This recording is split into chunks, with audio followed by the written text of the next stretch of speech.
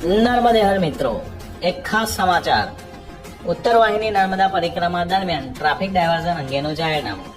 નર્મદા જિલ્લામાં તારીખ 19મી માર્ચથી શરૂ થઈ રહેલી ઉત્તર વાહિની નર્મદા પરિક્રમા દરમિયાન કાયદો અને વ્યવસ્થા જળવાઈ રહે, પરિક્રમા દરમિયાન ટ્રાફિકની સમસ્યા ના સર્જાય તે માટે અધિક જિલ્લા મેજિસ્ટ્રેટશ્રી દ્વારા ટ્રાફિક ડાયવર્ઝન અને વનવે અંગેનું જાહેરનામું બહાર પાડ્યું છે.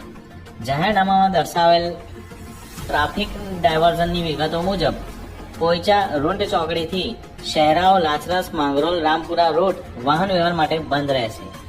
પોઈચાથી રામપુરા જતા વાહનો રૂંડ ચોકડી, રાજપીપળા, વાવડી ચોકડીથી રામપુરા તરફ જશે. પરિક્રમા પૂર્ણ કર્યા બાદ રામપુરાથી સમરિયા ચોકડી તરફના વનવે રસ્તે બહાર નીકળવાનું રહેશે.